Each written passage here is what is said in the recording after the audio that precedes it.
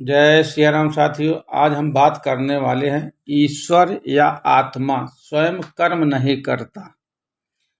मित्रों, हमें जानना जरूरी है कि यदि ईश्वर या आत्मा स्वयं कर्म नहीं करता तो फिर कर्म कौन करता है।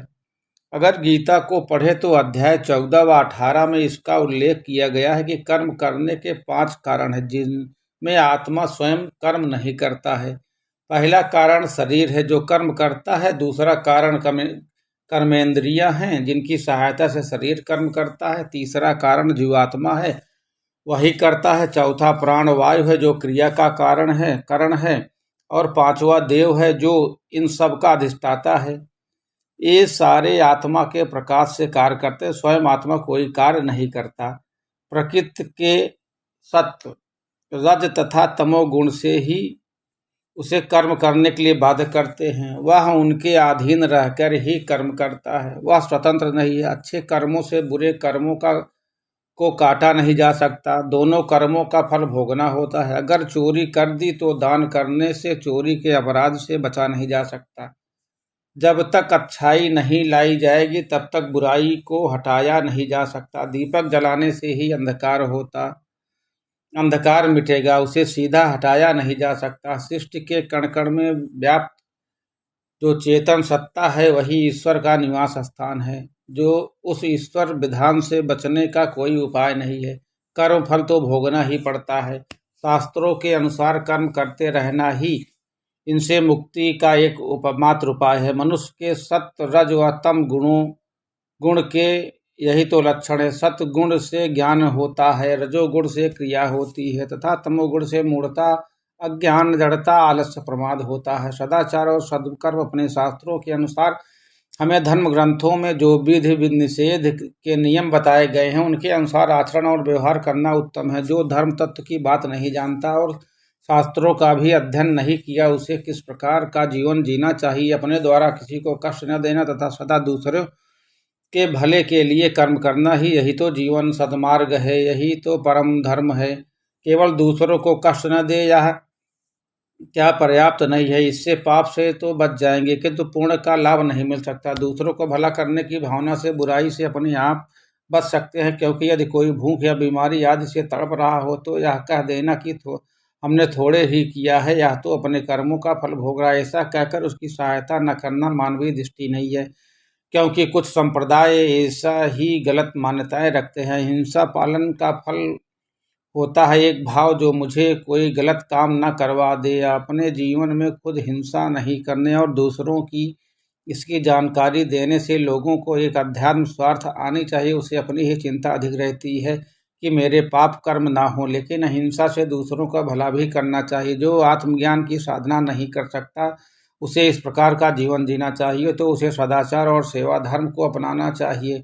भारत में मोक्ष और मुक्ति प्राप्ति को ही जीवन का अंतिम लक्ष्य माना जाता है। ऐसा क्यों? क्योंकि मोक्ष प्राप्ति तो इस जीव चेतना की अंतिम स्थिति है जहाँ से आरंभ हुआ और वहीं पहुँच जाना है। यदि कोई गृहस्थ रहकर भी कामना, वासना, आसक्ति, मोह, ममता, मोह का त्याग कर सकता है तो विधिवत संन्यास की कोई आवश्यकता नहीं है। वह संन्यास ही है, लेकिन ऐसा संन्यास सामान्यतः संभव नहीं है। काजल की कोठरी में रहने पर कालिक से कोई बच नहीं सकता। संन्यास का अर्थ यह नहीं है कि अपना घर बार छोड़कर जंगल चले जाना और भगवा वस्त्र पहनना, यह संन्यास नहीं है, बल्कि सांसारिक भोगों के प्रति आसक्ति का त्याग एवं फल की इच्छा का त्याग ही संन्यास है। गुरु चरणों की सेवा से ही सदगुरु की महिमा से इस मुकाम तक पहुंच सकते हैं, क्योंकि गुरुदेव और गुरु की महिमा अपरंपार है। जो अज्ञान रूपी अंधकार को दूर कर ज्ञान का प्रकाश देता है वही गुरु है। गुरु की वास्तविकता का ज्ञान कराता है और गुरु ही शिष्य को ईश्वर तत्व प्रदान करता है। इसलिए गुरुदेव को ईश्वर से भी ऊंचा स्थान दिया गया है। और गुरु शिक्षक में यही तो अंतर है। शिक्षक मात्र ज्ञान का दाता है, लेकिन गुरु तो शिष्य को पूर्ण रूपांतरण कर देता है, उसे नया ही रूप दे देता है। वह तो मुक्तिदाता है। गुरु को कोई भी कभी किसी परिभाषा में नहीं बांध सकता। जो स्वयं ब्रह्म ज्ञानी और है वही सच्चा गुरु है। ज्ञान तो चेतना शक्ति आत्मा का गुण है। जड़ पदार्थों में ज्ञान नहीं होता, आत्मा तो सब में है। फिर अज्ञान किस से होता है? अहंकार के कारण उस चेतना आत्मा के ज्ञान के अभाव में प्रकृति को ही ज्ञान का स्वरूप मान लेना, यही अज्ञान है। आत्मा और शरीर तो सब एक से हैं, फिर भी सभी के व्यक्तित्व भिन्न भिन्न क्यों होते हैं? क्योंकि त्रिगुणात्मक प्रकृति पूर्व जन्मों के संस्कार तथा वातावरण मिलकर उसके व्यक्तित्व में भिन्नता पैदा करते हैं। इस त्रिगुणात्मक प्रकृति से मनुष्य का स्वभाव बनता है। अध्यात्म इस चेतन शक्ति विज्ञान है तथा धर्म उस चेतना की अनुभूति का साधन है, और धर्म के बिना चेतन का अनुभव नहीं हो सकता।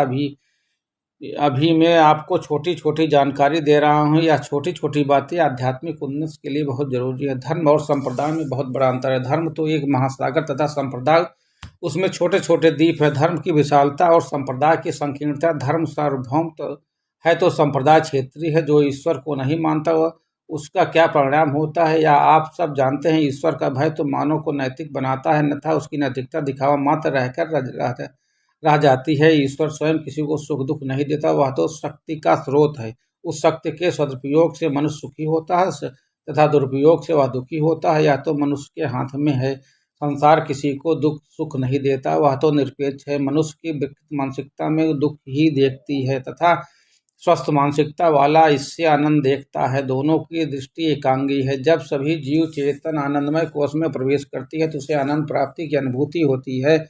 आनंद की अनुभूति ही ईश्वरानुभूति है। यह सही नहीं है कि आनंदमय कोश ईश्वर के समीप कोश है, लेकिन यह शरीर का ही एक कोश है। ईश्वर के समीप होने से ही आनंद का अनुभव होता है। कर्मों की गति स्वर्ग तक ही है, यह मुक्ति का साधन नहीं है। मुक्ति का साधन तो निष्काम भाव से किया गया पावन कर्म। इस शुद्ध अध्यात्म भाव मूर्ति में ब्रह्मा भावना रखकर पूजा की जाए तो उचित है, अन्यथा सब पाषाण पूजा ही मूर्ति पूजा केवल माध्यम प्रतीक है।